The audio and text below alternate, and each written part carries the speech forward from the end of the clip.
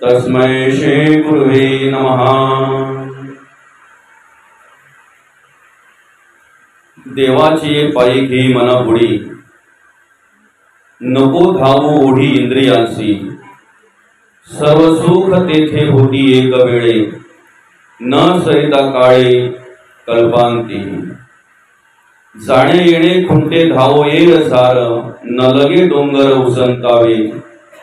सांगणे ते तूज इतुकेचे आता, मानी धन कांता विष तुल्य। सर्व सुख तेथे होती एक वेळे, न सरती काळे कल्पांती। तुका म्हणे तुझे हाती उपकार, तुका म्हणे तुझे हाती उपकार, उतरो हा पार भवसिंधू। सर्व सुख तेथे होती एक वेळे, न सरती काळे कल्पांती। प्रस्तुत प्राप्त समयी आजच्या या प्रवचन रूपी सेवेकरिता घेतलेला अभंग देऊचे सुप्रसिद्ध साधू वैराग्याचे महामेरू जगद्गुरु जगद्वंदनीय श्रीमंत श्री तुकाराम महाराज आणि श्री महाराजांच्या गाथेतील आपण या ठिकाणी कार्य करत असताना, आपल्या जीवनाचा मार्गक्रमण करत असताना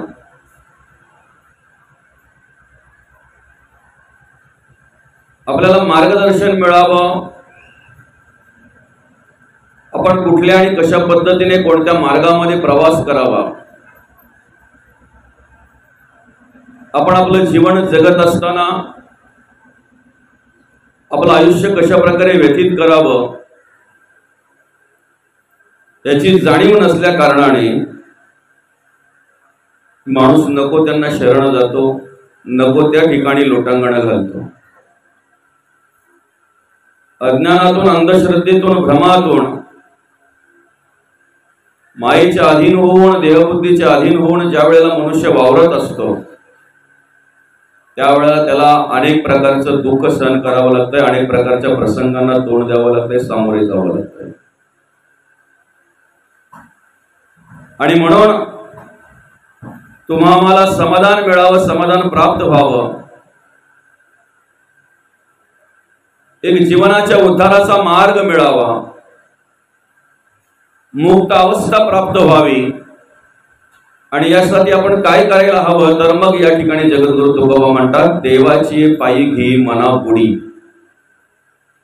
इंद्रियांच्या अधीन होऊन, इंद्रिय ज्या पद्धतीने सांगतात त्या पद्धतीने चालण्यापेक्षा संतांच्या मार्गावर पावलावर पाऊल ठेवून चालावं। ज्या मार्गाने संत गेले त्या मार्गाने आपण चालावं। नको धावू ओढी इंद्रियांची।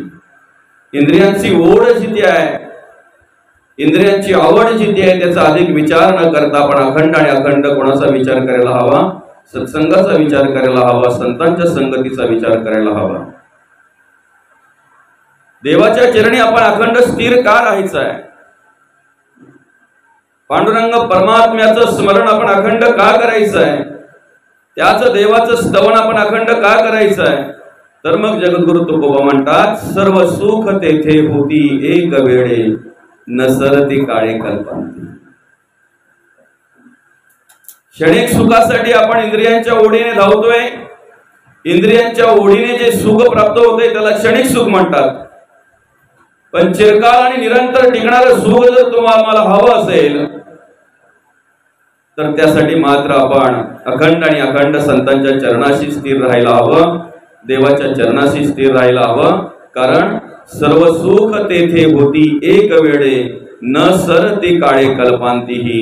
एवढंच काय, देवाच्या चरणी आपण स्थिर का राहावं, संतांच्याच चरणी आपण अखंड आणि अखंड स्थिर का राहावं? तर संत म्हणतात, तर जगद्गुरु तुकोबा त्याची या ठिकाणी ओळख करून देतात, जाणीव करून देतात की जाणे येणे खुंटे धावो येर सार। जी काही ओढाताण आहे आपली, जी काही जाणं येणं आहे, पुनरपि जनन पुनरपि मरण पुनरपि जननी जगदीशयन। मौलींच्या भाषेत सांगायचं म्हणजे उपजे ते नासे आणि नासे ते पुनरपि दिसे, हे घटिका यंत्र तैसे परिभ्रमेगा। आणि हे कुठेतरी थांबवायचं असेल, आपल्याला मुक्त अवस्था जर प्राप्त करून घ्यायची असेल तर जगद्गुरु तुकोबा म्हणतात, आपण देवाच्या चरणी स्थिर राहिल्यानंतर आपल्याला काय प्राप्त होतंय? जाणे येणे खुंटे धावो येर झार न लगे डोंगर उसंतावे. त्यासाठी कुठल्याही प्रकारे अतिशय अट्टास करावा लागत नाही, कुठल्याही प्रकारे या देहाला कष्ट द्यायला लागत नाहीत. अतिशय साधा आणि सोपा मार्ग आहे, फक्त देवाच्या चरणी आपण स्थिर राहायचं आहे. मग हे आहे कोणाच्या हातामध्ये? हे सगळं आपल्या हातात आहे. तुका म्हणे तुझे हाती उपकार उतरो हा पार भवशंकर. अर्थात तूच आहेस तुझ्या जीवनाचा शिल्पकार. किंवा माऊलींच्या भाषेत सांगायचं म्हटल्यानंतर आपुली आपण करा सोडवण संसार बंधन तोडावे. आपली आपण सोडवण करायचे माऊली, त्यासाठी आपण हातपाय हलवायचे, त्यासाठी आपण प्रयत्न करायचे. आणि अशा प्रकारचं मार्गदर्शन करणारा हा जगद्गुरु तुकोबांचा अभंग आहे. अभंगावर अर्थपूजा मारण्याआधी, अभंगावर विवरण घेण्याआधी, अभंगावर चिंतन करण्याआधी, ज्या निमित्ताने या ठिकाणी आपण ही प्रवचन सेवा आयोजित केलेली आहे, या करंजोटी गावातील हे ठके परिवार आणि ठके परिवाराच्या मातोश्री वैकुंठवासी हरिभक्त परायण सौ प्रमिला मधुकर ठके आईसाहेबांचं शनिवार दिनांक 4 मे रोजी दुःखद असं निधन झालं. अल्पशा आजाराने निधन झालं आणि त्यांच्या उत्तर कार्यांच्या निमित्ताने आज आपण या ठिकाणी प्रवचन सेवा आयोजित केलेली आहे. खरं तर एखादा आजारी असलेला माणूस काही दिवस ज्या वेळेला कॉटवर पडून असतो, त्यावेळेला त्याची सेवा करता करता घरातल्या माणसांची सुद्धा तयारी झालेली असते बाबा, की एक दिवस हा माणूस आपल्याला सोडून जाणार आहे. आणि कधीतरी त्या खॉटमध्ये पडलेल्या माणसाची ती अवस्था बघितल्यानंतर घरच्यांनाही असं वाटतंय आणि त्यालाही प्रामाणिकपणे असं वाटतंय की देवा मला लवकर सोडव म्हणून. आणि ज्या वेळेला असं पूर्ण सेवा करायला मिळाल्यानंतर, घरातल्यांना सेवा करायला भेटल्यानंतर कुठेतरी माणसाला समाधानही वाटतं की मी माझ्या आईची सेवा केली, मी माझ्या वडिलांची सेवा केली, मी माझ्या दादाची सेवा केली, मी माझ्या पतीची सेवा केली, मी माझ्या पत्नीची सेवा केली, असं कुठेतरी एक माणसाला वाटत असतंय. पण आईसाहेबांच्या बद्दल जर सांगायचं झालं तर चालता बोलता माणूस, हिंडता फिरता माणूस, समाजामध्ये कार्य करणारा माणूस, समाजातील अनेक कार्यक्रमांमध्ये उपस्थित राहणारा माणूस, आणि ज्या वेळेला काही कार्यक्रमाच्या निमित्ताने बाहेर जाऊन घरी येतात, त्या कार्यक्रमामध्ये 100-500 माणसांना सुद्धा भेट दिली असेल, 100-500 माणसांच्या समोर अगदी जे काही विचार विनिमय असेल ते झालं असेल. घरी आल्यानंतर कुठेतरी एखादी चमक यावी किंवा शरीराला काहीतरी दुखापत व्हावी आणि त्याच आजाराने आईसाहेबांचा मृत्यू व्हावा. खर तर ज्या वेळेला ही घटना माहिती झाली असेल त्यावेळेला काहींचा विश्वासही बसला नसेल, कारण कार्यक्रमामध्ये व्यवस्थितरित्या असताना सगळ्यांची गप्पा गोष्टी करून आल्यानंतर घरी आल्यानंतर अशा प्रकारची क्रिया घडते. आणि विशेष म्हणजे जो काही झटका आला, हृदय विकाराचा झटका आला, जो काही आजार शरीराला जडला, त्या आजाराचं निदान लागेपर्यंत म्हणजे सहज माणसाच्या कुठेतरी एखादी चमक यावी, मनुष्य ते विचार करतोय की नाही ऍसिडिटी असेल किंवा असं काही, सहज विचार करतोय मनुष्य आणि त्याच्यावर प्रथम उपचार म्हणून काहीतरी औषध गोळ्या घेण्याचा प्रयत्न करत असतो. कारण चालत्या बोलत्या माणसाला, धडधकड माणसाला असे काही आजार होईल असं त्याच्या स्वप्नातही नसतंय. पण अशा प्रकारे दवाखान्यात नेऊनही, प्रयत्न करूनही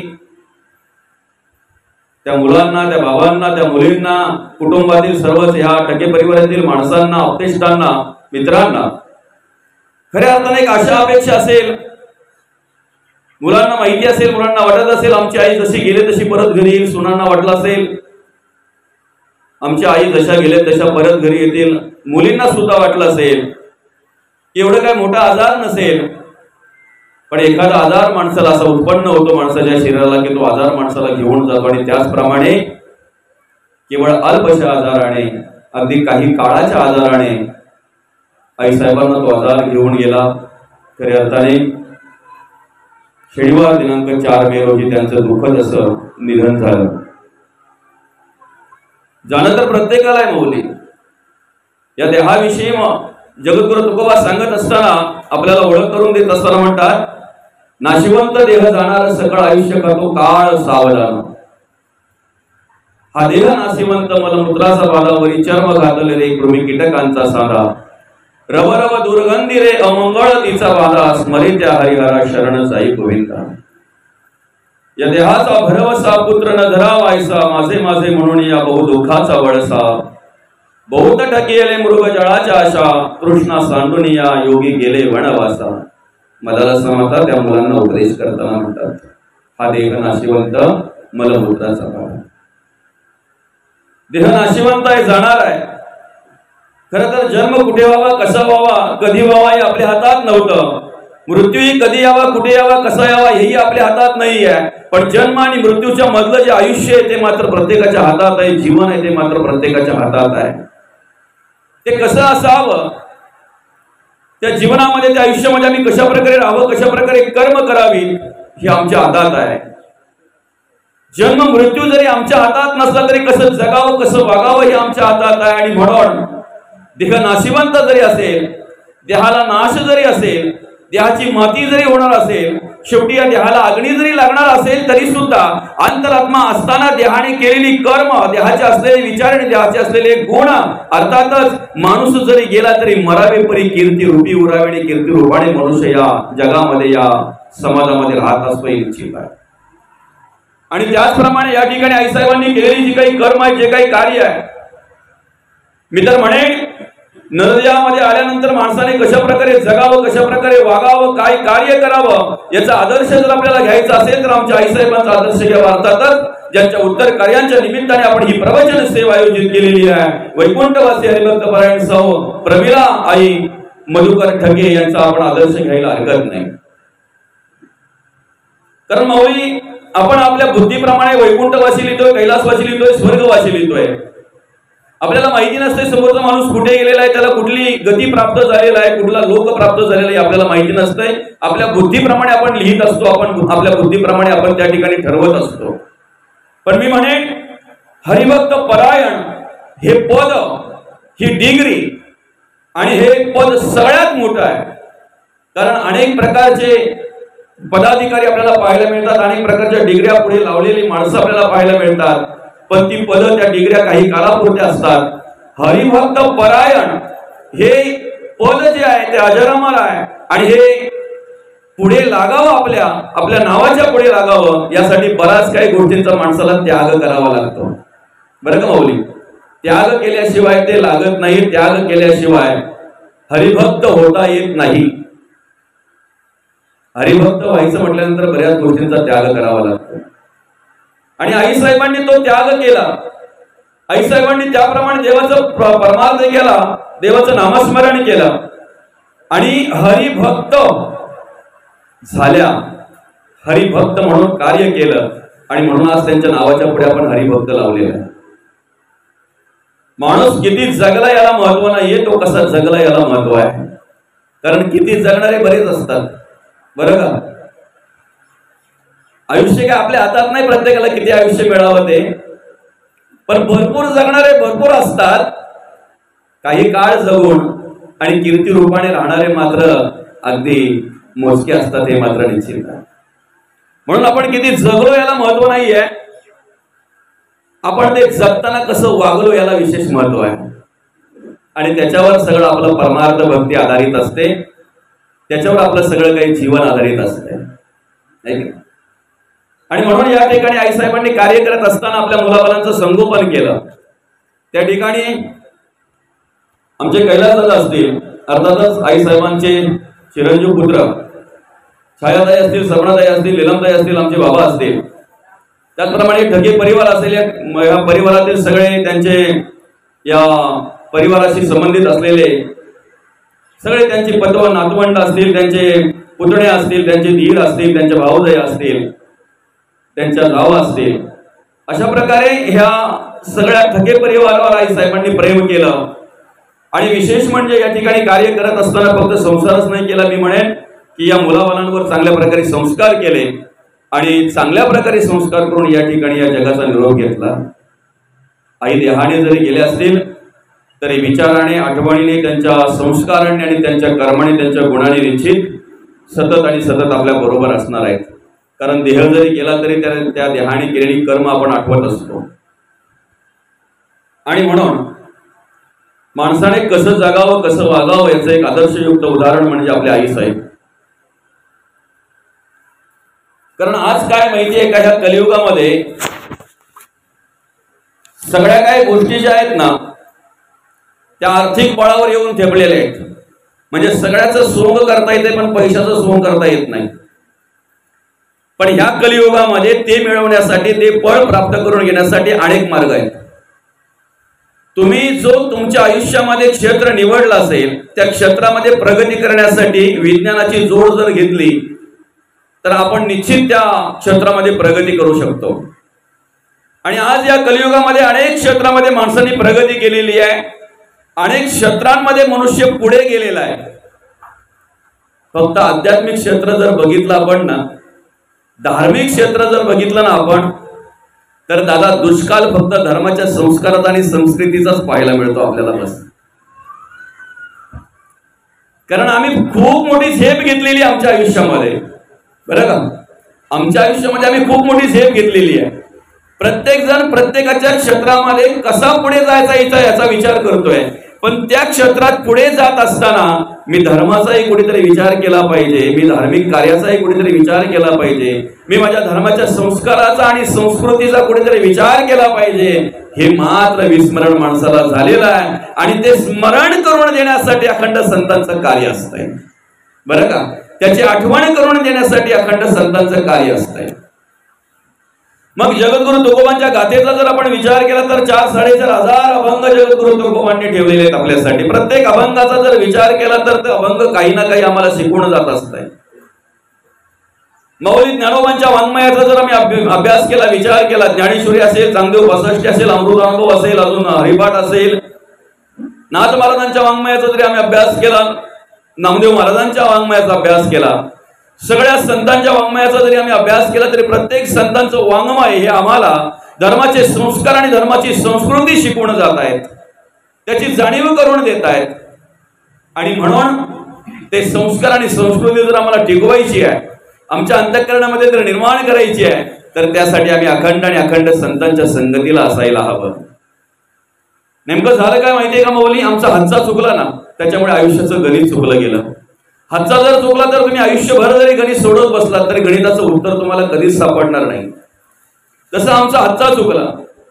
आईच्या गर्भात असताना ज्या देवाला आम्ही प्रार्थना केली, ज्या देवाला आम्ही नवस केला, ज्या देवाला आम्ही निवेदन केलं, प्रार्थना केली, देवा येथूनही जरी मला सोडविसी, स्वहित करीन, गर्भवासा चुकवीन, पुन्हा नाही येते. नवही द्वार बुजल्यानंतर ज्या वेळेला गुदमरला गेला तो गर्भ, ते बालका, त्यावेळेला त्या बालकाने देवाला प्रार्थना केली, देवा अरे गुदमरलो नाही, ते नवही द्वार बुजवलेली आहेत माझी, मलमूत्र आणि ओघ अशी परिस्थिती आहे या ठिकाणी, मला या ठिकाणी परत यायचं नाहीये, मला एकदा सोडव. तुझं नामस्मरण करेन, तुझी आठवण करेन, तुझा परमार्थ करेन. पण देवाने सोडवल्यानंतर मात्र ज्या वेळेला मधीचा बोट लागला त्यावेळेला म्हणे केव्हा मी बोललोच नाही. आणि मित्रांनो, त्यावेळेला जेव्हा मधीचा बोट लागला तेव्हापासून आलेला लोभ शेवटपर्यंत माणसाला सुटत नाही, शेवटपर्यंत सुटत नाही. मग एक एक विचार त्याच्याकडे यायला लागला. काम क्रोध लोभ मद मत्सर दंभ संशय चिंता असूया भावना कल्पना इष्णा वासना आशा ममता तृष्णा या सगळ्या एक एक करून यायला लागल्या. जसा एक विचार, एक विषय, एक वासना त्याला चिटकायला लागली, तसं तसं अवस्था अशी पाहायला मिळाली. कुणी वाढे कुबुद्धी वाढे. जसा मोठा होत गेला ना तशी तशी त्याची बुद्धी बघा कशी होत गेली, तशी तशी त्याची कर्म बघा कशी होत गेली, तसं त्याचं जरा विचार बघा, त्याची कर्म बघा, त्याचं कार्य बघा. म्हणजे एकेकाळी लहान असताना शेजारच्या काकुडी यावं, त्या बाळाला जवळ करावं, अगदी गडीवर उचलून घ्यावं आणि त्याच्या आईला सांगावं मी याला घेऊन जाते, तू तुझ्या घरातला आवर, मी खेळवते याला. म्हणजे एकेकाळी त्या काकूला त्या बाळाची आवड होती. आज 20-25 वर्षाचा झाला, आता तीच काकू त्याच बाळाचं गारण घेऊन यायला लागली. अख्ख्या आडीत जर डांबड पोरला असेल तर तुझा.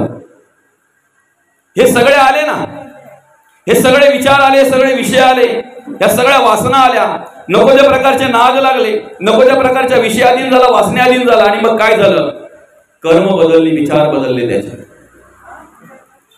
खरं तर माणसाच्या आयुष्यामध्ये माणसाला जे दुःख भोगायचं येतंय ना, माणसाच्या आयुष्यामध्ये माणसावर जी प्रसंग येतात, जी संकट येतात, त्याला कारणीभूत कोणी नसतंय माऊली, कोणी नसतंय.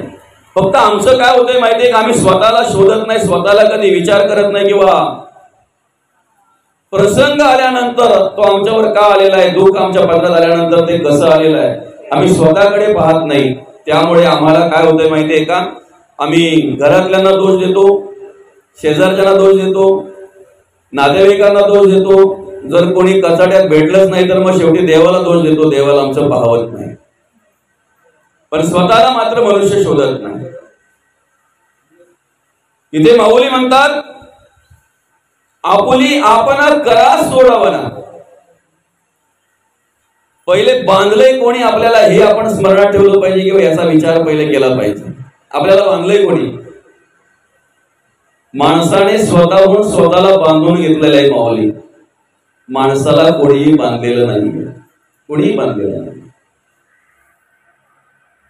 मायेने बांधलो आपण स्वतः, देहबुद्धीने बांधलो आपण स्वतःला, स्वतः बांधून घेतलंय. अनेक विचाराने ग्रासलो, अज्ञानाने बांधलो गेलो, अंधश्रद्धेने बांधलो गेलो, स्वतःहून स्वतः बांधलं गेलंय. याला कोणीही जबाबदार नाहीये. जसं तो रेशीम किडा स्वतःच्या अंगातून विशिष्ट प्रकारचा धागा तयार करतो, धागा काढल्यानंतर त्याचं जाळं तयार करतो. ते जाळं तयार करता करता करता करता करता करता त्याच जाळ्यामध्ये जसा अटकून मरतोय ना, तशी माणसाने स्वतःहून स्वतःची अवस्था करून घेतलेली आहे. त्रिकुट कोसल्याने घर सायास केले, दोन्ही द्वार लिंपोनिया, आत गुंतो गुंतो मेले.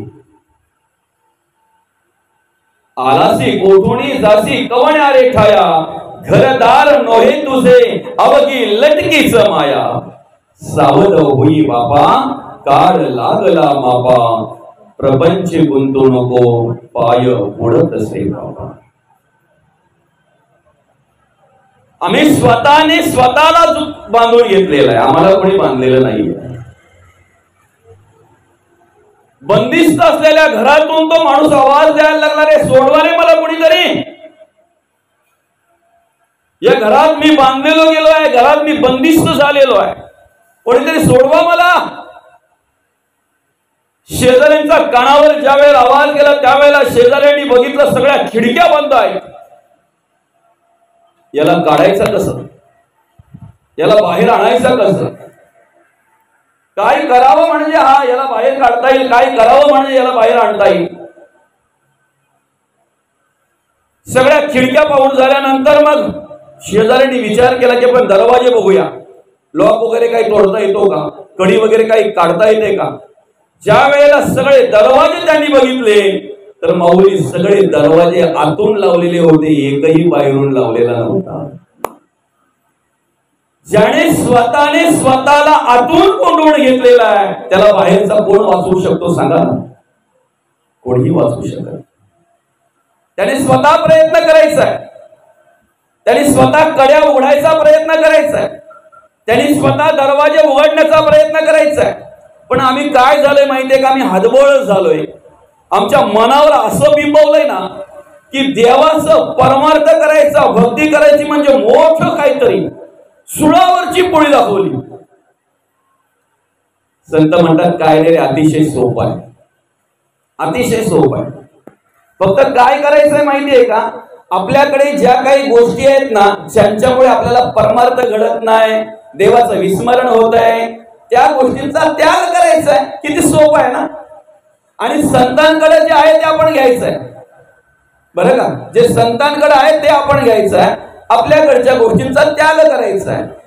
वाल्याचा वाल्मिक झाला. आता वाल्या कोलीचा जर आपण विचार केला तर बघा, वाट सरूंना लोबाडणं, वाट सरूंना मारणं, शिस्तीत दिलं तर ठीक, नाही तर मग त्याच ठिकाणी त्याचा कार्यक्रम करायचा, त्याच्याकडे जे काय असेल ते घ्यायचं आणि त्याच्यावर आपला उदरनिर्वाह करायचा. माऊली 7 रांजण भरले होते असे म्हणतात, बरं का. अनेक जण त्याला भेटले, तुमच्या आमच्यासारखे. याच्यासाठी म्हणतोय की प्रत्येक मनुष्य फक्त स्वार्थाचा विचार करत असतो, स्वतःचा विचार करत असतो. प्रत्येकाने फक्त आपलं द्रव्य वाचवण्याचा प्रयत्न केला, प्रत्येकाने फक्त आपला जीव वाचवण्याचा प्रयत्न केला. वाल्या कोणीने हात घातला तर प्रत्येक जण फक्त आपला जीव वाचवण्यासाठी धावपळ करायचा, आपल्याकडे असलेला द्रव्य वाचवण्यासाठी प्रयत्न करायचा. बाकी त्याच्या मनात दुसरं काही येतच नव्हतं. कसं येणार माऊली? येणार कसं? फक्त कल्पना करा ना, एखाद्या वेळेला एखाद्या आडवळणीच्या रस्त्यामध्ये आपण चाललेलो आहोत, एकटेच आहेत ना, तेवढ्यात आपल्या कोणीतरी कॉलरला हात घातला, शर्टच्या बाईला हात घातला आणि सांगितलं जे काय असेल ते काढ. आपण पहिला ते वाचवण्याचा प्रयत्न करू, जीव वाचवण्याचा प्रयत्न करू, बाकी काय त्याला आपण उपदेश करणार आहे. पण ज्या वेळेला प्रत्यक्ष नारद मुनींच्या रूपामध्ये सत्संग झाला बघा, संतांची भेट झाल्यानंतर निस्वार्थपणे आणि निरापेक्षेने कार्य करणारे संत पहिले उपदेश करत असतात. बरं का? संत पहिले उपदेश करत असतात. आणि अशा प्रकारे त्या ठिकाणी नारद मुनींनी त्याला विचारलं, त्याला काय हवं आहे? म्हणजे तुमच्याकडे जे काय असेल ते काढून द्या. रे पण का? माझा हात धंदा आहे. येणाऱ्या व्हॉट्सअपला लोबाडायचं, त्याच्याकडे जे काय असेल ते घ्यायचं, ते काढून घेतल्यानंतर त्याच्यावर उदरनिर्वाह करायचा. शिस्तीत दिलं तर ठीक आहे, नाही दिलं तर माझ्या पद्धतीने मी काय करायचं ते करतो. नारद मुनी म्हणतात, माझ्याकडे जे आहे दादा ते जर तू घेतलं तर तुझा उद्धार झाल्याशिवाय राहणार नाही, मात्र निश्चित ते फक्त घेशील का? त्यासाठीच तर म्हणे थांबलोय मी. पण त्याला काय माहितीये, आतापर्यंत जेवढे भेटले त्यांच्याकडे जे नाही ते नारद मुनींकडे आहे हे त्याला माहिती नव्हतं. म्हणून नारद मुनींनी काय केलं माहितीये का? गळ्यातला विणा काढला आणि त्याच्या गळ्यात घालायला गेले. हे घे बाबा माझ्या जवळचं. अरे म्हणे याच्यात मी काय करू? आपला विषय काय माहितीये का? जे आपल्याकडे आहे त्याचा त्याग करायचा आहे माऊली, आणि जे आपल्याकडे नाहीये, जे संतांकडे आहे ते आत्मसात करायचे. आपला उद्धार झाल्याशिवाय राहणार नाही, आपलं जीवन सुंदर झाल्याशिवाय राहणार नाही. आता झालं काय? संतांकडे जे आहे, अर्थातच नारद मुनींकडे जे आहे ते नारद मुनी देत आहेत, पण वाल्याकोली घेत नाही. याचं काय करू म्हणे? अजून दुसरं काही असेल तर दे. आता म्हणे दुसरं आहे ना, पण तेही घेतलं तर तुझा उद्धार होईल. म्हणे काय? नारायण नारायण. म्हणे हे घेऊन मी काय करू? ज्याच्याने काहीतरी माझा उदरनिर्वाह होईल, माझ्या बायका पोरांना काहीतरी नेता येईल, असं काहीतरी माझ्या बायका पोरांना काहीतरी देता येईल असं द्या. बायका पोरांना देता येईल असा शब्द आल्याबरोबर मग नारद मुनींनी विचारलं, तुम्ही सगळं करतोय हे कोणासाठी रे? तर बायका पोरांसाठी करतोय. जाऊन विचार त्यांना वाटेकरी आहे का, याला कोणी ते वाटेकरी आहेत का म्हणून विचार. गोष्ट मोठी आहे, गोष्टीमध्ये आपल्याला वेळ घालवायचा नाहीये. जाऊन विचारलं, इंगळी का सावल्याचा सोंग केला.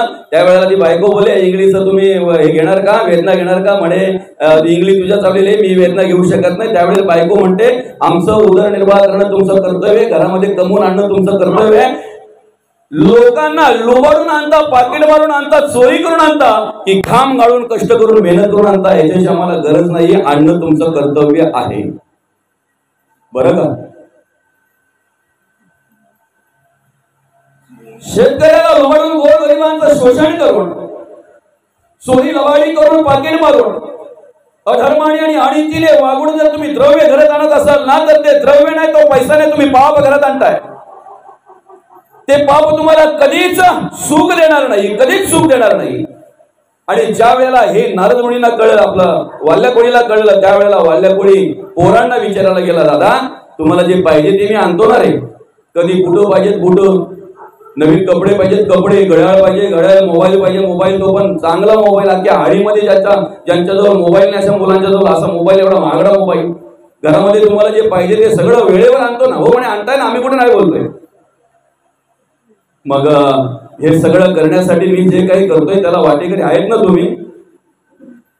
दादा एखाद्या वेळी एखाद्या प्रवासामध्ये जर आमच्या डोक्यावर ओझं असेल, ते ओझं जर आम्हाला जड झालं तर ते ओझं हलकं करण्यासाठी आमची मुलगी घेईल, मुलगा घेईल, ओझं कमी केलं जाईल.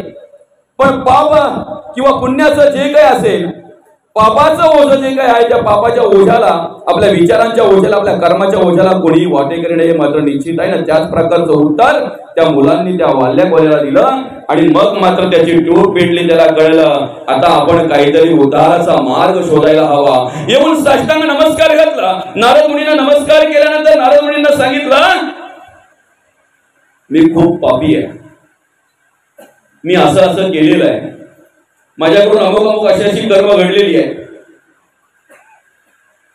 उद्धार जर करून घ्यायचा असेल ना, परिवर्तन व्हावं जर असं वाटत असेल तर पहिले केलेल्या कर्माची कबुली द्या देवाजवळ. बरं का? केलेल्या कर्माचा पश्चाताप जोपर्यंत माणसाला होत नाही तोपर्यंत घडणाऱ्या कर्माची उपरती घडणार नाही. केलेल्या कर्माचा पश्चाताप ज्या वेळेला आमच्या अंतःकरणामध्ये होतो ना, देवाजवळ ज्या वेळेला मी ती कबुली देतो ना, देवा अशी अशी कर्म माझ्याकडून घडली, अशी अशी वासना माझ्या अंतःकरणामध्ये आली, अमुक अमुक अशी प्रकारची वाईट वासना माझ्या अंतःकरणामध्ये आली, अमुक अमुक वासना माझ्या डोळ्यामध्ये आली, अमुक अमुक वासना माझ्या कानामध्ये आली, अमुक अमुक विचार माझ्या तोंडातून निघून गेले. देवा हे विचार माझ्याकडे आलेच कसे? ज्या वेळेला ह्या कर्माची कबुली आम्ही देवाकडे देतो ना, केलेल्या कर्माचा पश्चाताप ज्या वेळेला आमच्या अंतःकरणामध्ये होतोय ना, त्यावेळेला घडणाऱ्या कर्माची उपरती आपोआप निर्माण होत असते. आणि केलेल्या कर्माचा पश्चाताप झाला, साष्टांग नमस्कार घातला आणि मग आता मात्र पुढे काय करावं म्हणून नारद मुनींना विचारलं, आता मी काय करावं, माझा उद्धाराचा मार्ग सांगा. आणि मग उद्धाराचा मार्ग सांगितला. दादा या कलियुगामध्ये बघा, तुम्ही गाथेचा अभ्यास करा, गीतेचा अभ्यास करा, ज्ञानेश्वरीचा अभ्यास करा, भागवताचा अभ्यास करा, अजून कुठल्याही संतांच्या कुठल्याही वाङ्मयाचा अभ्यास करा. सगळ्या संतांनी सगळ्यात श्रेष्ठ या कलियुगामध्ये उद्धार करण्याचा साधा आणि सोपा मार्ग जर सांगितला असेल, हरिमुखे म्हणा, हरिमुखे म्हणा, पुण्याची गणना कोण करी. नामस्मरण हे सगळ्यात साधा आणि सगळ्यात सोपं, सगळ्यात सोपं. न लगे सायास जावे वनांतरा, सुखे येतो घरा नारायणा. ठाईच पैसोनी करा एक चित्त आवडी, अनंत आळवावा. तुम्हाला कोणतीही वासना त्रास देत असेल, कोणताही वाईट विचार त्रास देत असेल, तुम्हाला कोणत्याही प्रकारचा वाईट गुण, वाईट कल्पना जर त्रास देत असेल ना, तर तिच्यापासून परावृत्त होण्यासाठी फक्त देवाचं नामस्मरण करा. ज्या वेळेला आम्ही एक चित्ताने, एकाग्रतेने, एक रूप होऊन देवाचं नामस्मरण करतोय ना, त्यावेळेला कुठल्याही वासनेची हिंमत नाही आम्हाला स्पर्श करण्याची, कुठल्याही वाईट विचाराची हिंमत नाही आम्हाला स्पर्श करण्याची. आणि म्हणून मग त्याला सांगितलं, तुझ्या उद्धाराचा मार्ग एकच आहे, नामस्मरण. राम ना म्हणे, राम बोलता येणार नाही, येत नाही मला, मरा बोलायला पटकन जमत आहे. उभराटे नाम जपता वाचे, पर्वत पुढले बापाचे ध्वज उभारिले, पुण्याचे ब्रह्मांडावरचे. वाल्मिकीचे ते तप केले, ते वन पुण्य पावन झाले म्हणून ऋषी होते. थोर थोर बहुते केला कवित्व विचार, पण वाल्मिकासारखा कवीश्वर न भूतो न भविष्यती. आणि म्हणून एवढं परिवर्तन झालं की वाल्याचा वाल्मिक झाला. काय करायचंय आम्ही? फक्त आमच्याकडे जे काही वाईट आहे ना, त्याचा त्याग करायचा. आता त्या वाईटापैकी सगळ्यात महत्वाचा असेल तो म्हणजे अहंकार, अभिमान. रावणाला कोणी मारलो?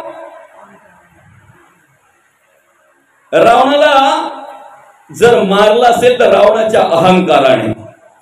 बरं का माऊली? लोखंडाला संपवायला वेगळं काही करावं लागत नाही, लोखंडाचा गंजच लोखंडाला संपवत असतो. तसं माणसाला संपवायला वेगळं काही करावं लागत नाही, माणसाचा अहंकारच माणसाला संपवत असतो. आणि म्हणून तो अभिमान, तो अहंकाराचा आम्ही त्याग केला पाहिजे. बरं, हा अहंकार येतोय किती रूपाने? मुख्य अहंकाराचे 4 प्रकार सांगितलेले आहेत. विश्व, तेजस, प्राज्ञ आणि प्रत्येक आत्मा हे 4 प्रकार अहंकाराचे आहेत. पण या 4चे अनेक प्रकार पडतात. मला माझ्या सौंदर्याचा अभिमान, मला माझ्या तारुण्याचा अभिमान, मला माझ्या संपत्तीचा, प्रॉपर्टीचा अभिमान, मला माझ्या गाडीचा अभिमान, मला माझ्या बाईचा अभिमान, मला माझ्या पोरांचा अभिमान, मला माझ्या सोयऱ्यांचा अभिमान. आमच्यासारखं सोयर, आपला सोयरा म्हणजे एक पण नवला नाही. जगद्गुरु तुकोबा म्हणतात, सोयरे धायरे दिल्या घेतल्याचे अंत ये काळीचे कोणी नाही. माझी बाई, माझी मुलं, कामावरून आलोय माहीत झालं तर अर्ध्या रस्त्याला घ्यायला येतात, एवढं प्रेम माझ्यावर. पण दादा, अर्ध्या रस्त्याला आल्यानंतर तुझ्या हातातल्या पिशव्या घेऊन ते परत करतात, परत येतात. तो आलाय की नाही आला हे मागे वळून पाहतही नाही. म्हणजे त्यांचं प्रेम कशावर आहे बघ ना. म्हणून नाही कुणाचे कोणी तुझे नव्हे रे, कोणी अंती जाशील एकला रे प्राण्या माझे माझे म्हणून. बंधू कुणाची, बहीण कुणाची, कोण कुणाचे, सगळे सोयरे मिल्या पाठी सर्वच राहील. तुडतील धागे दोरे प्राण्या मायेचा बाजार. 2 दिवसाची तुझी जवानी नाही पुढे टिकणार रे, वृद्ध पण येता जवळ वैद्य काय करणार प्राण्या मायेचा बाजार. म्हणून काय करायचंय, आपल्याकडचं जे आहे ना ते टाकायचं आहे. कारण आपला जन्म झाल्यापासून तर आतापर्यंत म्हणजे संत चरणी येईपर्यंत आपल्याला जे चिटकलेत ना त्या वासना, ते विचार, ते कर्म, ते गुण, काम, क्रोध, लोभ, मद, मत्सर, दंभ, संशय, चिंता, असूया, अद्वया, भावना, कल्पना, इष्णा, वासना, आशा, ममता, तृष्णा, एवढंच नाही. काम, मगर, मिठी, सुडेना, तिरस्कार, लागता, तोटेना, मद, मत्सर, ओढेना, भुई पडली, वासना, धामीन पडली, गळा घालून मिंटाळी, उमी गरडा, जिव्हाला आली वेळोवेळा भयानक एक एक अशी अवस्था निर्माण झाली. एक एक आशे येऊन गळ्यामध्ये पडले की काही केल्या सुटत नाही. पण आपण काय करायचंय, त्यांचा त्याग करायचा आहे. एकदा त्यांचा त्याग केला ना की संतांकडचं आपल्याला घ्यायला सोपं आहे. सांगा ना माऊली, एखाद्या डब्यामध्ये समजा गोडे तेल आहे बरं का, त्या गोडे तेल असलेल्या डब्यामध्ये जर आपल्याला साखर ठेवायची आहे तर आधी काय केलं पाहिजे, ते गोडे तेल आधी काढलं पाहिजे. तो डबा खाली केला पाहिजे, तो डबा स्वच्छ केला पाहिजे, त्याला सुकवला पाहिजे आणि सुकवल्यानंतर मग साखर ठेवता येईल. पण तेवढा वेळ नाही म्हणून गोडे तेलावरती जर साखर ठेवली, असं वाटलं वरच्यावर साखर काढून घेऊ, साखर संपले का मग गोडे तेल वापरू, तर दोन्ही उपयोगात येणार नाही बरं का. तसं आम्हाला जर परमार्थिक विचार आमच्या अंतःकरणामध्ये ठेवायचे आहेत ना, भक्ती संतांचे विचार जर आम्हाला आमच्या अंतःकरणामध्ये जर साठवायचे आहेत तर त्यासाठी आधी आमचं अंतःकरण आम्ही स्वच्छ केलं पाहिजे. अंतःकरणामध्ये काय भरलंय ते पहिलं बघितलं पाहिजे बरं का. मग अनेक प्रकारे तो अहंकार येत असतो. बरं ठीक आहे ना, एखाद्या संसारिक प्रपंचिक माणसाच्या अंतःकरणात अहंकार येतो, ठीक आहे, त्याला जाणीवच नाहीये. पण आध्यात्मिक परमार्थिक माणसाच्या पिंडात सुद्धा अहंकार असावा काय? थोडक्यात आपण त्याची ओळख घेऊन चला. आता तो आहे की नाही आपल्याकडे मला माहित नाही, कारण काही वेळेला संतांना रावण तो दाखवायचा असतो पण आपण स्वतःला शोधायचा असतोय बरं का. रावण कुठला दाखवायचा असतो तो, पण संत तो रावण का दाखवतात माहितीये का, ज्या वेळेला आपण स्वतःला शोधतोय ना की त्या रावणापैकी एखादा गुण माझ्याकडे आहे का, मग जर असेल तर तो रावण नाहीच. संतांना नेमका हाच दाखवायचा आहे मग बरं का. असो, निवृत्ती, ज्ञानदेव, सोबण आणि मुक्ताबाई ही चारही भावंड पंढरपूर क्षेत्री गेली पांडुरंग परमात्म्याच्या दर्शनाला. पण मंदिरात जाण्याच्या आधी पहिलं दर्शन झालं ते म्हणजेच नामदेवांचं. आणि नामदेवांचं दर्शन झाल्यानंतर नामदेव म्हटल्यानंतर किती मोठा अधिकार पांडुरंग परमात्म्याच्या जवळ असलेलं. त्याचप्रमाणे पांडुरंग परमात्मा ज्यांच्या हातून नैवेद्य स्वीकारतोय, पांडुरंग परमात्म्याची अखंड सेवा ज्यांच्याकडून घडते, अशा प्रकारचा भक्त म्हणजेच नामदेव महाराज. आणि म्हणून ह्याच प्रकारे सगळा विचार करून चारही भावंड ज्या वेळेला त्यांचं समोरासमोर भेट झाली त्यावेळेला अधिकाराने मोठे असलेले माझे निवृत्ती दादा, संपूर्ण विश्वाचे गुरु बरं का,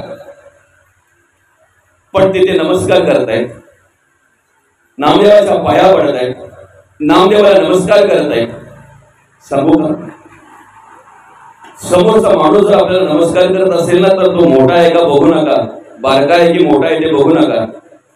थोडी तरी नम्रता आपल्या अंतःकरणामध्ये ठेवा, कमीत कमी त्याला नमस्कार करण्याची तरी, किंवा तसा चेहऱ्यावर हावभाव तरी दाखवा.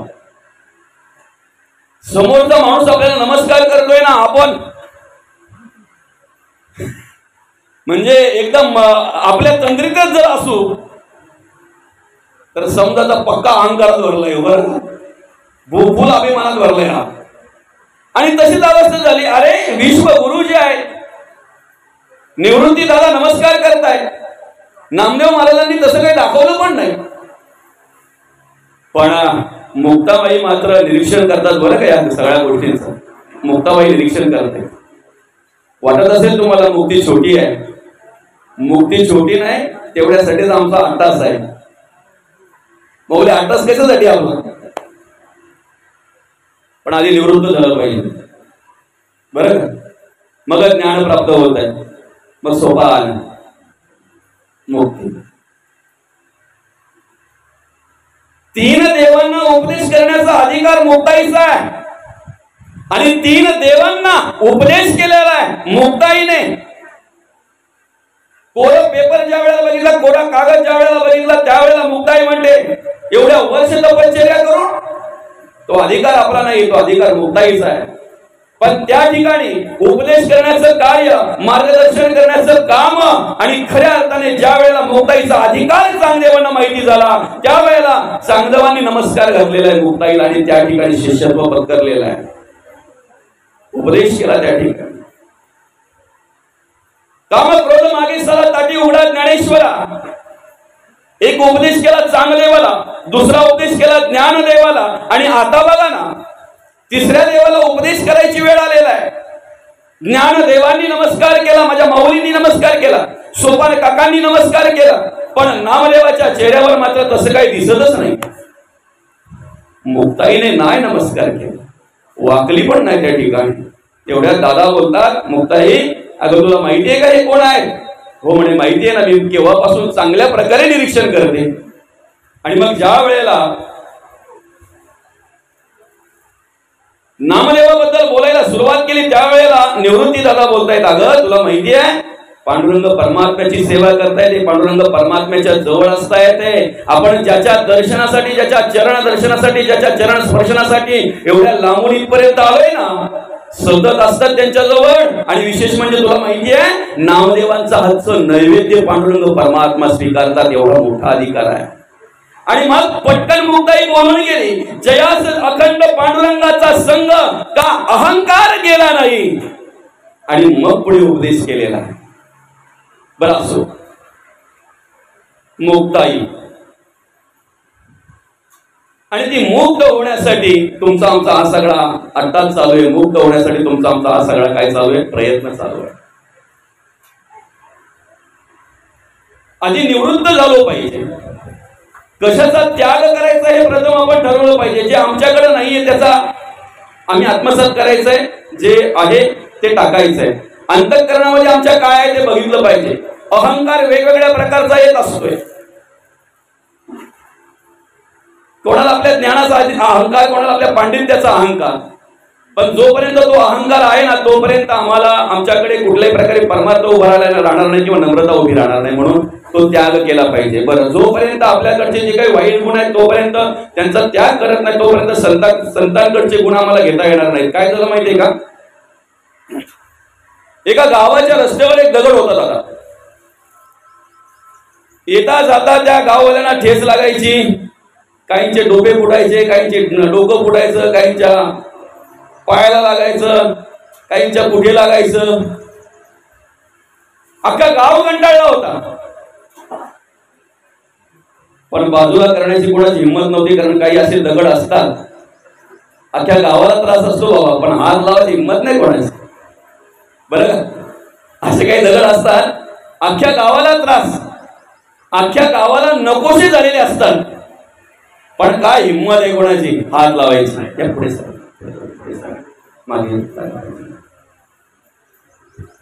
आता झालं काय माहितीये का, त्याच रस्त्यातून ज्या वेळेला एक साधू पुरुष आले त्यावेळेला साधू पुरुषांची नजर त्या दगडावर गेली आणि गावकऱ्यांना सांगितलं साधू पुरुषाने तो दगड मला हवा आहे. गावकऱ्यांनी हात जोडले आणि काय सांगितलं माहितीये, फुकट घेऊन जा, फुकट घेऊन जा, तुम्ही नेताय ही आमच्यावर कृपा आहे, ही आमच्यावर खूप मोठी मेहरबानी आहे, तुम्ही घेऊन जा. आणि ते साधू पुरुष तो दगड घेऊन गेले. कालांतराने काही वर्षानंतर तेच साधू पुरुष त्याच गावात आले. त्याच गावकऱ्यांना सांगितलं तुमच्या गावामध्ये अमुक अमुक देवाचं मंदिर आपल्याला उभं करायचंय, बांधायचं आहे, मूर्ती माझ्याकडून, बांधकाम तुम्ही करायचं. मंदिराचं बांधकाम झालं, प्राणप्रतिष्ठा करायची म्हणून मूर्ती गावात आणली. जशी मूर्ती गावात आणली ना, मौली सगळी लोक न्याहाळत बसली. सगळी लोक त्या मूर्तीकडे आकर्षित झाली, पाहत बसली. नुसती पाहत नाही बसली तर जो तो विचार करायला लागला. मूर्ती एवढी सुबक आहे, मूर्ती एवढी चांगली आहे, मूर्ती एवढी सुशोभित आहे, आकर्षित होतोय जो माणूस पाहतोय तो, दगड तरी कुठला आणला असेल या मूर्तीला. आणि नाहीच राहत म्हणून त्या साधू पुरुषांना विचारलं, महाराज ही मूर्ती एवढी आकर्षित आहे, आम्ही सगळे गावकरी त्या मूर्तीकडे पाहून आकर्षित झालेलो आहोत. एवढी सुबक आहे, एवढी सुंदर आहे, प्रसन्न वाटतंय हो या मूर्तीकडे बघितल्यानंतर. हा दगड तरी कुठला आणला तुम्ही? त्यावेळेला त्या महाराजांनी सांगितलं, हाच तो दगड तुमच्या रस्त्यावरचा तुम्हाला त्रास देणारा. मग मात्र गावकऱ्यांच्या मनामध्ये विचार आला की या महाराजांनी किती मेहनत घेतली असेल, महाराजांनी किती त्रास सहन केला असेल, महाराजांनी काय काय काय काय केलं असेल आणि राहवतच नाही. म्हणून गावकऱ्यांनी हात जोडले, विचारलं, महाराज नेमकं काय केलं? त्या दगडाची मूर्ती तयार झाली. महाराजांनी दिलेलं उत्तर चांगलंय बघा. प्रत्येकाने आत्मसात करावं, आपल्या अंतःकरणामध्ये ठाम गाठ मारून ठेवावं आणि त्याप्रमाणे जगण्याचा वागण्याचा आपण प्रयत्न करावा. महाराज म्हणतात, दादा त्या दगडामध्ये मूर्ती आधीच होती रे. काय म्हणतात महाराज? दादा त्या दगडामध्ये मूर्ती आधीच होती, फक्त मी काय केलं माहितीये का? नको असलेला भाग काढायचा काम केला, मूर्ती आपोआप तयार झाली. ज्या दिवशी आम्ही आमच्या अंतःकरणातला, ज्या दिवशी आम्ही आमच्या मनातला नको असलेला भाग बाजूला करू ना, त्या दिवशी ज्या देवाच्या भेटीसाठी, ज्या देवाच्या दर्शनासाठी आम्ही इकडे तिकडे जातोय, भटकतोय ना, तो देव आमच्या अंतःकरणात याची जाणीव झाल्याशिवाय राहणार हे मात्र निश्चित आहे. कारण आमचे चारही वेद आम्हाला शिकवित आहेत. ऋग्वेद, यजुर्वेद, सामवेद, अथर्ववेद हे चारही वेद आम्हाला शिकवत आहेत. चारही वेदाचे 4 महावाक्य आहेत. एक म्हणतंय अहम ब्रह्मास्मी, दुसरं म्हणतंय तत्त्वमसि, तिसरं म्हणतंय अयम आत्मन ब्रह्म, चौथं म्हणतंय प्रज्ञानाम ब्रह्म. आम्हीही म्हणतोय ना कधीतरी, चालता बोलता हिंडता फिरता जणू देह ही पंढरी, आत्मा पांडुरंग. पण बोलताना कधी आम्ही विचार करतोय का माझ्या आतमध्ये पांडुरंग आहे म्हणून, माझ्या आतमध्ये तो पांडुरंग परमात्मा आहे म्हणून? मग ज्या वेळेला असं दुःखी मनुष्य, ज्या वेळेला संसाराने त्रासलेला मनुष्य, ज्या वेळेला अनेक प्रसंगांना तोंड देणारा पण अनेक प्रसंग असलेला अशा प्रकारचा मनुष्य जगद्गुरु तुकोबांकडे जातोय, जगद्गुरु तुकोबांना विनंती करतोय आणि जगद्गुरु तुकोबांना सांगतोय की मी अमुक अमुक त्रासाने ग्रासलेलो आहे, मी अमुक अमुक संकटाने ग्रासलेलो आहे, अमुक अमुक प्रकारचं असं मला दुःख आहे, या दुःखातून मला निवारण करायचं आहे, या दुःखातून मला मोकळं व्हायचं आहे. काय मार्ग आहे तो सांगा. त्या मार्गाची ओळख जगद्गुरु तुकोबा पहिल्या चरणामध्ये आपल्याला करून देतात. दादा काही करू नको, फक्त एकच कर. काय कर? देवाची पायी घेई मना पुढी, नको धाव उडी इंद्रियांची. इंद्रिय बाजूला कर, मनाची ओढ तुझी देवाच्या चरणाशी पाहिजे. कारण इंद्रिय मनाच्या आधी नाहीत. मन इंद्रियांचा राजा, सर्व भावे त्याची पूजा, मन जीवींचा प्रधान, मन माझे नारायण. असं म्हणतात, जसा राजा तशी प्रजा. बरोबर आहे की नाही?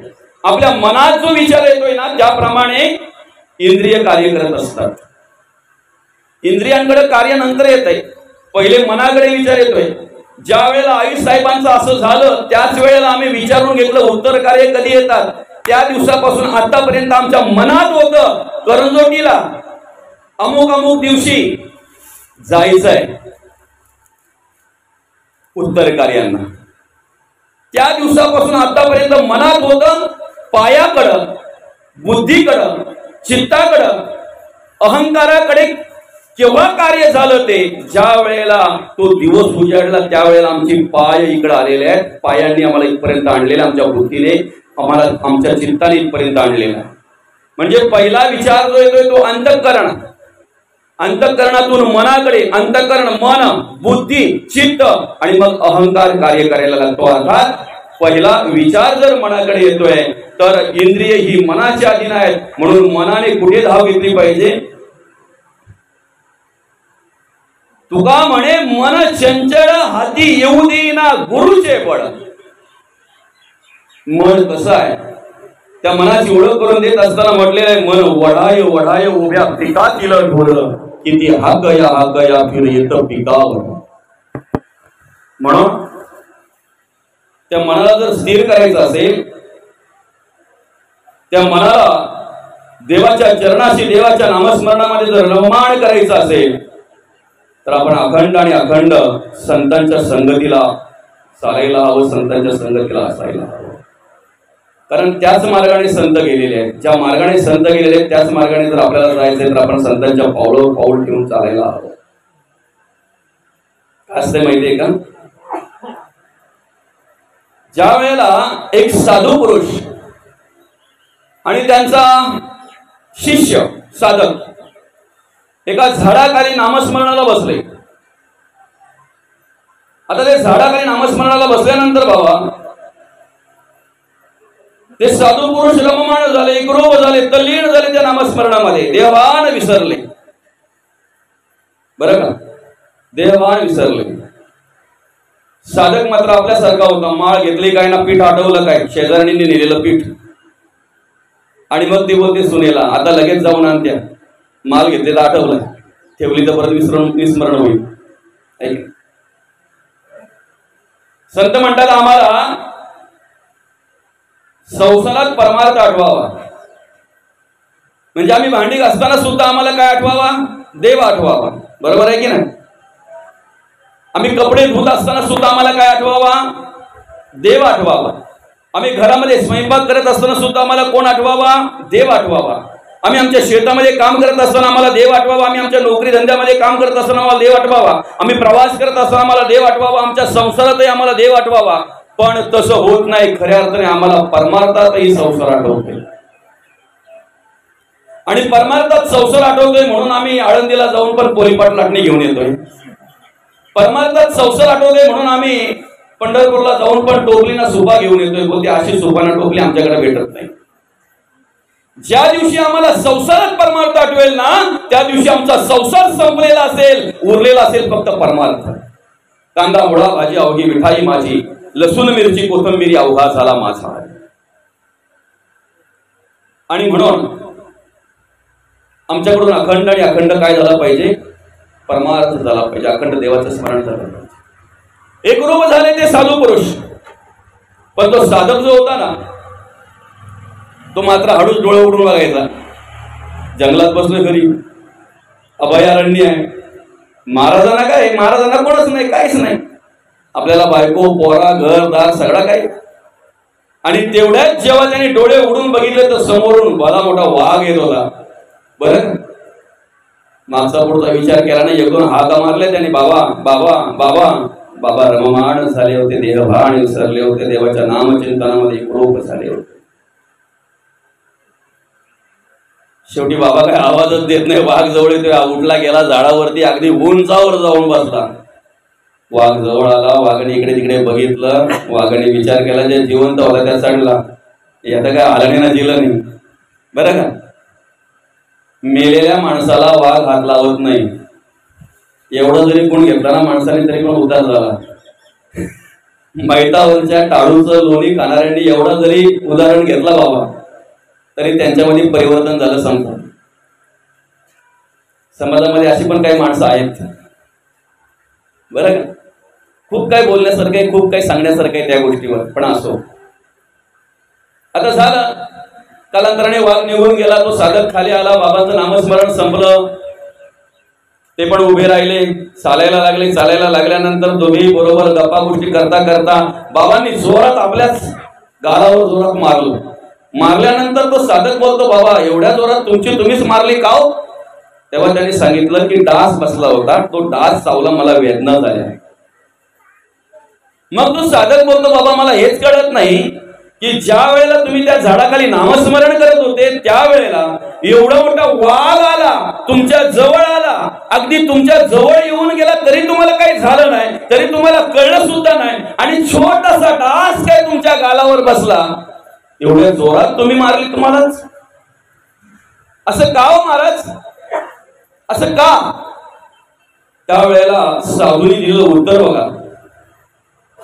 ते साधू म्हणतात, दादा ज्या वेळेला मी भगवंताच्या संगतीला होतो ना, ज्या वेळेला मी भगवंताच्या नामस्मरणामध्ये एकरूप झालो होतो, रममाण झालो होतो, देहभान विसरलो होतो, त्यावेळेला वाघ येऊन गेला तरी मला पत्ता लागला नाही.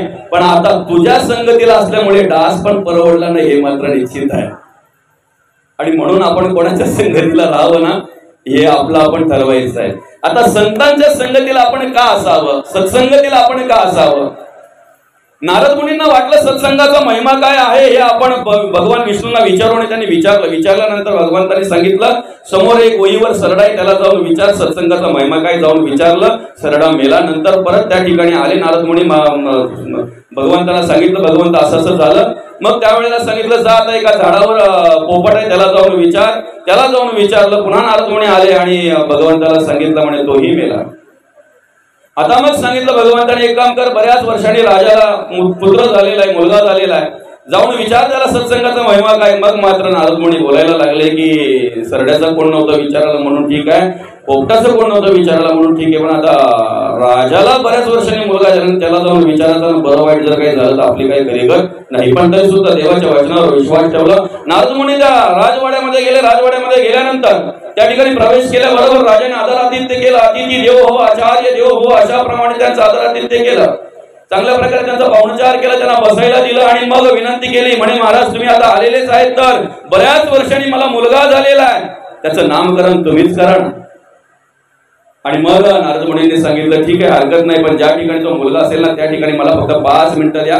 रूम मध्ये फक्त तुमचा मुलगा आणि मी, आम्ही दोघेच असू, दुसरं तिथे कोणच नसणार, मग नंतर आपण नामकरण विधी करू. ठीक आहे म्हणे हरकत नाही. आणि ज्या रूम मध्ये तो मुलगा होता त्या रूम मध्ये त्या नारद मुनींना पाठवलं. नारद मुनींनी त्या मुलाला हात जोडले, विचारलं दादा रे सत्संगाचा महिमा काय. त्यावेळेला त्या मुलाने सांगितलं महाराज पूर्वी मी सरड्याच्या रूपामध्ये होतो, सरड्याच्या योनीत असताना तुमचा संग झाला म्हणून ती योनी तर माझी कट झालीच झाली, पण अनेक मधल्या योन्या कट होऊन अनेक मधल्या योनीतून मुक्त होऊन मी डायरेक्ट पोपटाच्या योनीमध्ये गेलो. पोपटाच्या योनीमध्ये तुमचा संग झाल्यानंतर ती योनी माझी कट झाली, मध्ये अनेक योनीतून मी मुक्त होऊन आता राजाच्या घरामध्ये राजपुत्र म्हणून जन्माला आलेलो आहे. हा सत्संगाचा महिमा आहे. गोष्ट गोष्टीच्या रूपात गोष्टीपर्यंत जाऊ द्या, पण आपण स्वतःचा विचार करा. एक वेळ सरडा बदलला, एक वेळ सरडा परवडला, कारण तो जशी फांदी असेल तसा पाहून रंग बदलतो. बरं का, माणूस नाही परवडला. सरड्यापेक्षा विचित्र रंगाचा मनुष्य. आता कुठल्या कुठल्या रंगाची माणसं कशी कशी भेटतील आपल्याला सांगू शकत नाही बाबा. अनेक प्रकारच्या वेगवेगळ्या प्रकारची रंगाची माणसं असतात. पाणी तेरा रंग कैसा बोले जिसमें मिलाया वैसा. परमार्थीत असल्यानंतर परमार्थात असल्यानंतर परमार्थी सारखा, बाजूला गेल्यानंतर त्यांच्यासारखा, अजून त्यांच्यात गेल्यानंतर त्यांच्यासारखा, अजून कुठे गेल्यानंतर त्यांच्यासारखा, म्हणजे त्याचा रंग प्रत्येक वेळेला जो संघ जसा असेल ना तसा वातावरण असेल तसं बदलत असतंय. म्हणून रंग बदलला सरळ परवडला. पण ज्या वेळेला असा रंग बदलणारा माणूस सत्संगाला येतोय, त्याला संतांचा संघ होतोय, संतांचं मार्गदर्शन लाभतंय, त्यावेळेला त्याच्या अनेक प्रकारच्या योन्या म्हणजे अनेक प्रकारची कर्म बाजूला होतात, अनेक प्रकारचे विचार बाजूला होतात. आणि मग काय होतंय, कधीही देवाविषयी न बोलणारा मनुष्य, कधीही परमार्थाविषयी न बोलणारा मनुष्य अगदी पोपटासारखा बोलायला लागतोय. पण तिथेही जर तो थांबला नाही, तरी त्यांनी सत्संग धरून ठेवला, तरी तो अखंड संतांचं मार्गदर्शन स्वीकारायला लागला, अखंड संतांच्या पावलावर पाऊल ठेवून चालायला लागला ना, तर त्याच्यामध्ये एवढं परिवर्तन संत करतात की मोक्ष श्री अलंकृत ऐसे हे संत श्रीमंत जीव दरिद्री असंख्यातन रूपती केले राजा करून ठेवतात बसल्या जागेवर संत. अर्थातच परिवर्तन घडलं जात आहे. भिकारी कर्म दरिद्री कर्म बाजूला केली जातात आणि श्रीमंत कर्म येतात. मग सत्संगामध्ये काय प्राप्त होत आहे त्याची ओळख जगद्गुरु तुकोबा दुसऱ्या चरणामध्ये आपल्याला करून देत आहेत. त्या ठिकाणी ती ओळख करून देत असताना जगद्गुरु तुकोबा म्हणतात, सर्व सुख तेथे होती एक वेळ न सरती काळे कल्पांती. सगळ्या प्रकारची सुख त्या ठिकाणी प्राप्त होतात. सुखाचा आगार आहे ते. आम्ही रूपाच्या अभंगामध्ये म्हणतोय ते सुखाचा आगार आहे. बाप रकुमा देवीवर सर्व सुखाचे आगर. पण आम्हाला सुख कशाला म्हणतात तेच माहिती नाही. आम्ही सुखासाठी सगळं काही केलं. करोडो रुपयाचे बंगले बांधले आम्ही सुखासाठी. त्या बंगल्यामध्ये पाहिजे त्या सुखसोयी आम्ही आणल्या. 40-40 हजाराच्या 2-2, 3-3 एसी आणल्या. हवा मिळावी म्हणून पंखे आणले. 40-50 हजाराची टीव्ही आणली. 40-50 हजाराची वॉशिंग मशीन आणली. 15-20 हजाराचा फ्रीज आणला. सगळ्या प्रकारच्या महागड्या वस्तू आम्ही आमच्या त्या बंगल्यामध्ये आणल्या. 2-3 चांगल्या चांगल्या प्रकारच्या गाड्या सुद्धा बंगल्याच्या पुढे उभ्या केल्या. पण मग आम्ही विचार करतो की एवढं सगळं काही करून सुद्धा मला सुख का नाही, समाधान का नाही. तुमच्या करोडो रुपयाच्या बंगल्यामध्ये सगळ्या काही सुखसोयी असतील रे. तुमच्या दृष्टीने जरी त्या सुखसोयी असल्या तरी सुद्धा त्या माणसाला त्रासदायकच आहे, ते मात्र निश्चित आहे. आणावं नाही असं नाही, आणावं असावं. आपण जर कष्ट करून मेहनत करून घाम घालून जर पैसा कमवलेला आहे तर त्याचा आनंद आम्ही नाही घ्यायचा तर कोणी घ्यायचा, आपण नाही घ्यायचा तर कोणी घ्यायचा, घ्यायचा आहे, आनंद घ्यायचा आहे अगदी. पण तुमच्या घरामध्ये 40,000ची वॉशिंग मशीन आहे, तुमच्या घरामध्ये 40,000ची एसी आहे, तुमच्या घरामध्ये 40,000चा टीव्ही आहे, तुमच्या घरामध्ये 20-25,000चा फ्रीज आहे, पण 500 रुपयाची ज्ञानेश्वरी किंवा हिंदू धर्माला मान्य असणारा एखादा 500 रुपयाचा ग्रंथ जर नसेल तर तुमच्या करोड रुपयाच्या बंगल्याला किंमत शून्य मात्र निश्चित आहे. कारण ज्याच्याने तुम्हाला समाधान प्राप्त होणार आहे, ज्याच्याने तुम्हाला सुख प्राप्त होणार आहे, ज्याच्याने तुम्हाला जगण्याचा मार्ग मिळणार आहे, ते वाङ्मय जर संतांचं तुम्हाला हाताला लाभत नसेल, ते वाङ्मय जर तुमच्या घरात नसेल तर दादा